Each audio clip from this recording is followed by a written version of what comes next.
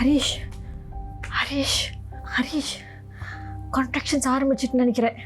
ஏய் என்ன சொல்ற?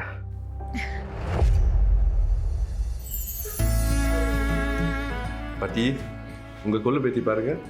அப்படியே உங்க அப்பா மாதிரியே இருக்கு. செல்லம்.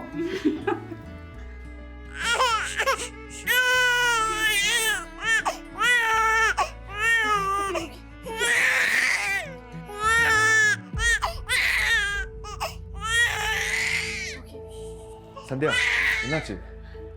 அழுதுட்டே இருக்கா, ஏனே தெரியல. எனக்கு தெரிஞ்சதெல்லாம் ட்ரை பண்ணி பார்த்துட்டேன். ஆனா சரி நீ முதல்ல போய் ரெடி ஆகும். இனியாவை நான் பார்த்துக்கிறேன். அப்பா கிட்ட வாடா. அப்பா கிட்ட வா. அப்பா கிட்ட வா. Okay okay okay okay okay.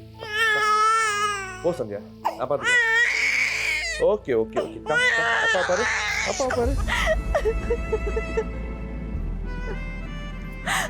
Sathya என்னாச்சு?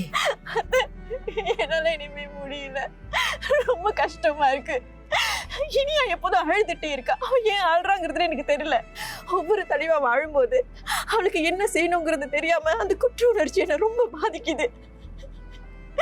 என்னால தூங்க முடியல, சாப்பிட முடியல, ரொம்ப டயர்டா இருக்கத. என்னால ஒரு நல்ல அம்மாவா இருக்க முடியுமான்னு எனக்கு தெரியல. நீ முதல் முறையா அம்மாவானதால உனக்கு கஷ்டமா தான் இருக்கும். மனசு பாரமா இருக்கிறதும் என்ன செய்யறதுன்னு தெரியாம இருக்கிறதும் சகஜம் தான்மா. உனக்கு எப்போ பேசணும்னு சொன்னாலும் உனக்காக நான் இருக்கேன். ஹரிஷும் நம்ம குடும்பமும் உனக்காக எப்பவும் இருக்கும்.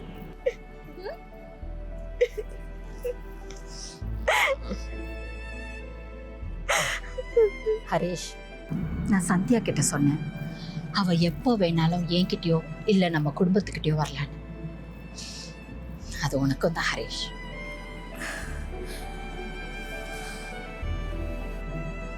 சந்தியாக்கு எப்போவுமே என்னோட முழு சப்போர்ட்டும் லிசனிங்கும் இருக்கும் எப்போவுமே. சரி வாங்க வீட்டுக்கு போலாம். என் பேத்திக்கு பேர் சுட்டுறதுக்காக நம்ம குடும்பமே காத்துக்கிட்டு இருக்காங்க.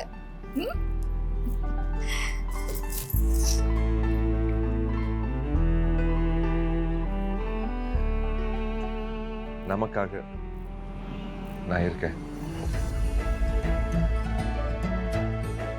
இனியா இனியா இனியா.